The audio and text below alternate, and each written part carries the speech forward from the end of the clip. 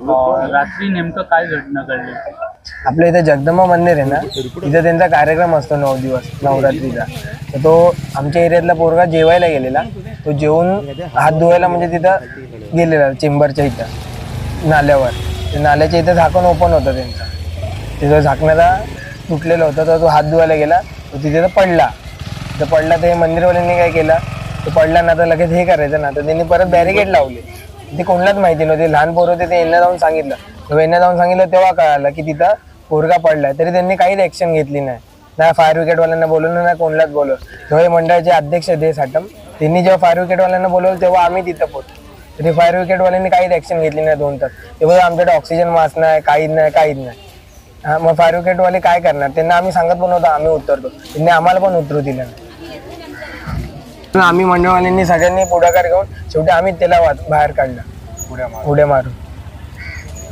मंदिराच्या ट्रस्टीचं काय माहिती का, ते दरवर्षी ना आपल्या इथलं जे रहिवासी राहतात ना मंदिराच्या बाजूला, त्यांना असे खालच्या लेवलची पातळी देतात. कोण बायका जेवायला उभ्या राहायला त्यांना बोलतात नाही इथं नाही तिकडे जा. पाठी पण ते बोलून दाखवलेले त्यांनी की आम्ही इथल्या गरिबांना जेवायला घालतो. त्याच्या पाठच्या पण वर्षी एक ॲम्ब्युलन्स होती, तिथे अपघात झालेला. तर त्यांनी ॲम्ब्युलन्सला जायला जागा नव्हती, त्याची फिरवून ॲम्ब्युलन्स पाठवली म्हणजे दरवर्षी. आणि काल काय विषय आला, तर पोरगा पडून पण ते लोक 2 तास जेवण करत होते, 2 तास त्यांचा कार्यक्रम चालू होता. तरी एकही माणसाने कार्यक्रम बंद केला नाही, एकही माणूस धावून आले नाही. आणि बोलवले दगड पडला, त्यांनी बॅरिकेड पण लावून टाकले. माणूस पोरगा पडल्यानंतर त्यांनी स्वतःनी बॅरिकेड लावलं. पण बोलतात ते बोलते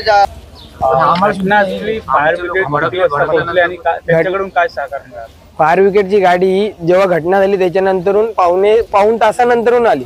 तरी पाऊण तासानंतरून गाडी आली ना, तरी त्यांच्याकडून एकही कोणत्याही गोष्टीचं काय हे झालेलं नाही. ते आम्ही त्यांना सांगत होतो तुमच्याकडे ऑक्सिजन मास्क असतील तुम्ही शोध मोहीम चालू करा. ते आम्हाला सांगत होते नाही, सकाळी 6 नंतरून जेव्हा भरतीचं पाणी उतरेल त्याच्यानंतर आम्ही शोध मोहीम चालू करू.